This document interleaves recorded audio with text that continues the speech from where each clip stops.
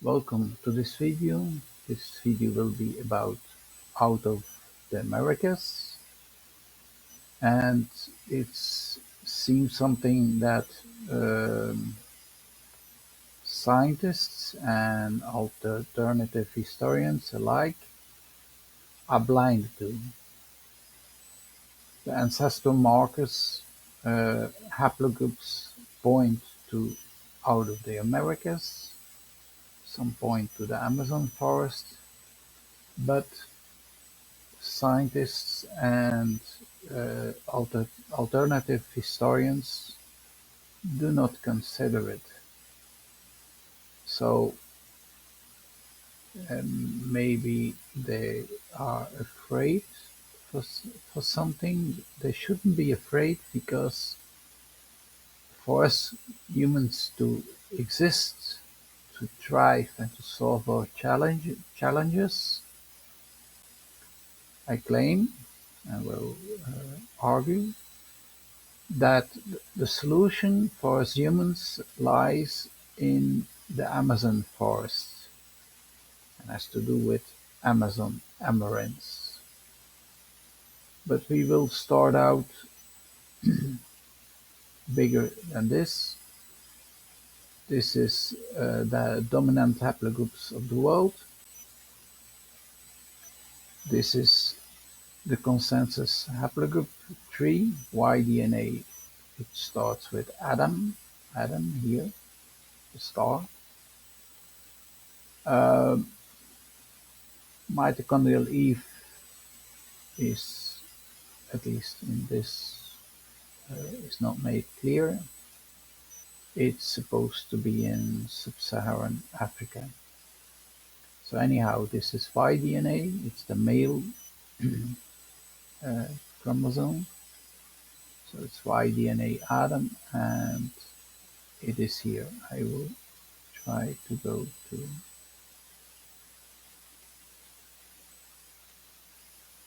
So you can see it more clearly. Y-DNA Adam here, while mtDNA-L, which is assumed to be the mother of all modern humans. We don't agree with that, because it's simply because mtDNA-L was supposed to be mitochondrial Eve is carried by Neanderthals long before. So how could it be the origin of modern humans if it was carried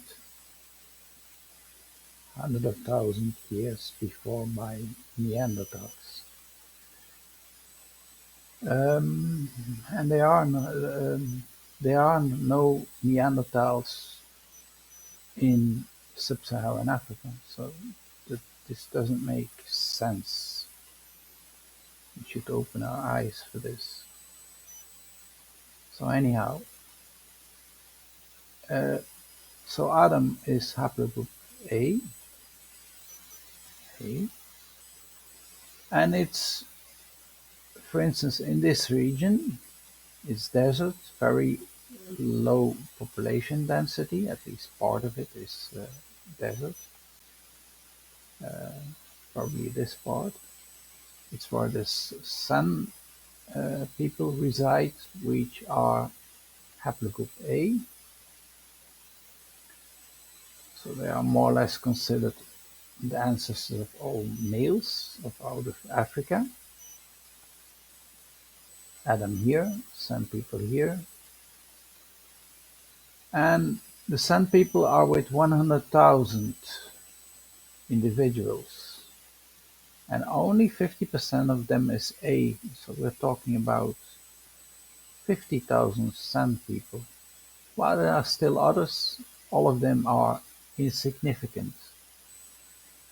And we further will claim it are hybrids not very similar to modern humans. They are kind of pygmy-like. This group is the same. very low number of individuals, and these are the real pygmies. Let's say that the Sand people are pygmy-like. They don't have the same morphology as modern humans have. 8 billion modern humans, and there are of it only 50,000 that have Haplogroup A. On the other side, Haplogroup Q covers both Americas and covers uh, parts of Eurasia. So this is where they are dominant. This is not where they are. This is where they are dominant.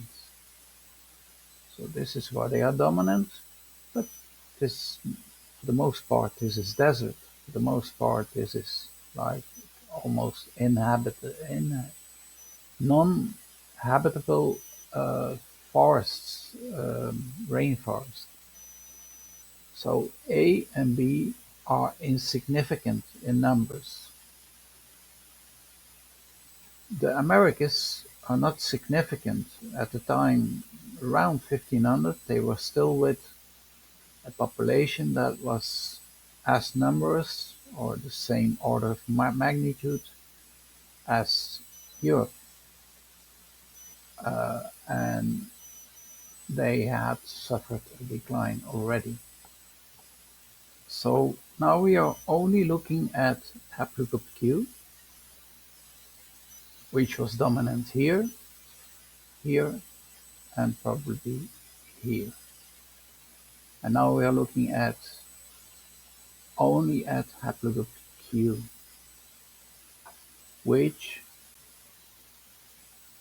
we claim the origin is here. At least it's clear that it's a very dominant haplogroup in the Americas. It's certainly dominant, and it's even dominant in some regions here, and it's even present in Europe, but not at this high frequencies. It's even present in Africa, but not at this high frequencies. This is Europe, and you see they are still present in Europe. You don't see presence in Europe, only a little bit here in the 2 to 10% frequencies. But you know, they are more present in the world, uh, but they were turned over many times because what we claim is that they are the origin, and the ancestral markers, which we should look at if we want to do science, which we should look at to find our ancestors, our origin. So the ancestral markers point to the Amazon forest or to the Americas, and not to Africa or any part of the world.